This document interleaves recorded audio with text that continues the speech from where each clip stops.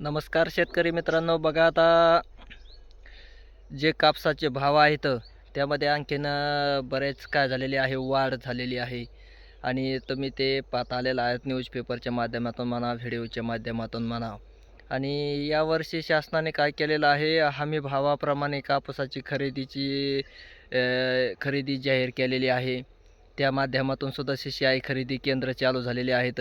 आणि त्या CCI खरेदी केंद्राच्या माध्यमातून मग बऱ्याच शेतकऱ्यांनी काय केलेलं आहे, आपला कापूस काय केलेला आहे, शासनाला विक्री केलेला आहे, शासनाला घातलेला आहे. आणि बरेच शेतकरी काय झालेले आहेत, भावाच्या आशेने म्हणजे काय झालेलं आहे, शासनाने 8,110 रुपये भाव प्रति क्विंटल या दराने काय केलेले आहेत, जाहीर केलेले आहेत.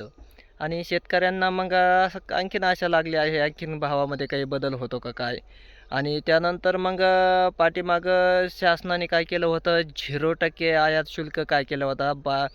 परकीय देशातला दुसऱ्या देशातला कापूस होता तो आपल्या देशामध्ये आयात करण्यास 0% शुल्क लावला होता. आणि त्यामुळं मग कापसाचे भाव थोडेसे स्थिर झाले. आणि त्यानंतर परत आता काय केलं आहे, 3 महिन्यासाठी म्हणजे 3 महिन्यासाठी 11% काय केलेलं आहे, शुल्क लावलेलं आहे. आणि त्यामुळं मग आपल्या देशातल्या कापसाची थोडीशी काय झालेली आहे, तेजी झालेली आहे असं आपल्याला म्हणावं लागेल. आणि मग पहिल्यांदा कधी 68-69 होता, नंतर 7 झाला, त्यानंतर 71, 72, 75 झाला. त्यानंतर आता हळूहळू काय झालेलं आहे, वाढलेला आहे, आता 8,000 झाला आहे. आणखीन त्यामध्ये भरपूर मोठ्या प्रमाणावर काय झालेले आहे, आणखीन वाढ झालेला आहे. त्याच्यामध्ये उच्चांक काय झालेला आहे, गाठलेला आहे. आणि कापसाचे भाव जवळपास आता काय झालेले आहेत, गगनाला भिडलेले आहेत असंच म्हणावं लागेल. कारण आता हे पाहिलं तर ह्या 2 दिवसामध्ये काय झालेलं आहे, आणखीनच भावामध्ये काय झालेली आहे, तेजी झालेली आहे. 7.5चा डायरेक्ट 8 झाला, 77, 78. त्यानंतर हळूहळू मग आणखीन वाढत वाढत थोडासा काय झालेला आहे आता 81, 82, ते 84, 84, 8,450 आहे का नाही भावापर्यंत. काही बाजारामध्ये तुम्ही पाहिलं असेल, अक्कलकोट बाजार आहे का नाही, इकडे तिकडे असे बरेच बाजार आहेत. त्या ठिकाणी तुम्ही पावत्यासह पाहिलेलं आहे, शेतकऱ्यांनी टाकलेलं आहे.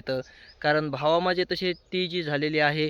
आणि जे शेतकरी राहिले असतील अद्याप कापूस विक्री करायचे, त्यांनी थोडंसं काय केलं तर थांबून कापूस आपला विक्री केला तरी काही अडचण नाही. कारण आयात शुल्क 3 महिन्यासाठी आहे.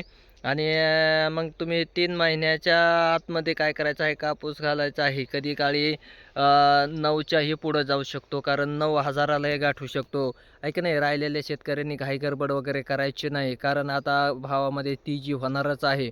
आहे का नाही. होळीच्या आसपास जरी कापस शेतकऱ्यांनी विक्री केले तरी काही अडचण नाही, तोपर्यंत भावाला काही अडचण येणार नाही. भाव थोडीशी काय होणार, वाढत राहणार आहेत. त्यामुळं मग जे शेतकऱ्याकडे अद्याप कापसाचे आहेत, कारण यावर्षी खूप मोठ्या प्रमाणावर पूर परिस्थिती, अतिवृष्टी झाल्याने कापसाचं उत्पादन काय झालेलं आहे, घटलेलं आहे. आणि घटलेलं असल्यामुळं मग शेतकऱ्याचं उत्पन्नही काय झालेलं आहे, घटलेलं आहे. आता 50%च्या आसपास आलेलं आहे. ज्या शेतकऱ्याला इथं 40 क्विंटल होत असतो, त्यांना ते 20 क्विंटल, 25 क्विंटल, कोणाला 27 क्विंटल असं झालेलं आहे. कारण पाऊसच यावर्षी खूप मोठ्या प्रमाणावर असल्याने पिकं सर्व काय झालेले आहेत, नुसतं नाबूद झालेले आहेत. आणि त्यामुळं मग खूप अतोनात शेतकऱ्यांचं अतोनात नुकसान होऊन शासनाने हमी भाव जाहीर केलेले असताना परत मग काय केलं आहे, खाजगी बाजारामध्ये खूप मोठ्या प्रमाणावर कापसाने काय केलेलं आहे, उच्चांक गाठलेला आहे. आणि त्यामुळं मग खूपच भावामध्ये काय झालेलं आहे, बदल झालेला आहे. आता जवळपास 8,500ला भाव खेटला आहे. आणि निश्चितच भाव आणखीन थोडंसं काय होणार आहे, वाढणार आहे. तर मग ज्या शेतकऱ्याकडे कापूस असेल त्यांनी मग ज्यांना घालण्याची, विक्री करण्याची इच्छा आहे, काहींना शेतकऱ्यांना 10,000, काहींना 9,000, काहींना 8,500 अशा भावाची आशा लागलेली असते कापसाचे. आणि कापसाच्या भावामध्ये थोडीशी तेजी होत चाललेली आहे आणि होतच राहणार आहे. 3 महिन्यासाठी तेजी राहणार आहे, कारण आयात शुल्क 3 महिन्यासाठी आहे. जर शासनाने आयात शुल्क कमी केला तर कापसाचे भाव कमी होऊ शकतात. आणि आयात शुल्क जर आणखीन 11च्या पुढून जर 20 केला तर भाव 10,000ही कापसाचा होऊ शकतो. त्यामुळं मग निश्चित 3 महिने तरी थोडासा भाव वाढत राहणार आहेत. आणि त्यानंतर मग भावाचं कमी जास्त जे होईल, ते आयात शुल्क कमी जास्त झाल्यानंतर भावात सुद्धा काय होणार आहे, फेरबदल होणार आहे. तर जोपर्यंत आयात शुल्क आहे तर तोपर्यंत भावामध्ये तेजीच राहणार आहे. आणि मग त्यामुळं मग काही गडबड वगैरे न करता शेतकऱ्यांनी काय करायचं आहे, त्यांना जो योग्य भाव वाटतो त्या हिशोबाने काय करायचं आहे, आपल्या कापसाची विक्री करायची आहे. आता भाव बऱ्यापैकी झालेले आहेत, कारण जो हमी भाव आहे त्या हमी भावापेक्षाही जास्तीचं भाव काय केलेले आहेत पुढं गेलेले आहेत कापसाचे. त्यामुळं मग तुम्ही काय करू शकता, त्या हिशोबाने आपला कापूस विक्री करू शकतात. कारण इथून पाठीमागचं बऱ्याच शेतकऱ्यांनी काय केलेलं आहे, 7,000मध्ये कापसं घातलेली आहेत. भरपूर मोठ्या प्रमाणात त्यांचा तोटाही झालेला आहे. तो तर तोटा नाही भरून निघू शकत. कारण पण जे राहिलेल्या शेतकऱ्यांनी काय करायचं आहे, आता आपल्या हिशोबाने जो भाव येत आहे, राहतच आहे. भाव उच्चांक जवळ उचलतच चाललेले आहेत भाव. आणि त्यामुळे त्या हिशोबाने मग आपल्या कापसाची मालाची विक्री करायची आहे, पाहायचं आहे. आहे का नाही? 3 महिन्याच्या हिशोबाच्या आतमध्ये तुम्ही काय करायचं आहे, शेतकऱ्याने आपला कापूस विक्री करायचा आहे.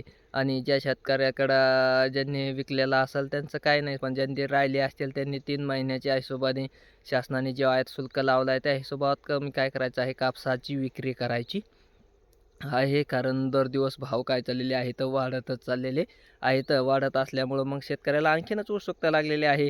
आता 8.5 झालेला आहे. 8,450 कधी 9 होऊ शकतो, 9.5 होईल किंवा त्याच्यामध्ये आतमध्येही येऊ शकतो. आहे का नाही? कापसाचे कमी जास्त चढ-उतार काय होणार आहे, होतच राहणार आहे. पण तुम्हाला शेतकऱ्यांना योग्य भाव आल्यानंतर कापूस घातला तरी काही अडचण नाही. आता बऱ्यापैकी भाव सध्या आहे. आता ज्या शेतकऱ्यांना विक्री करायची असेल ते विक्री करतात.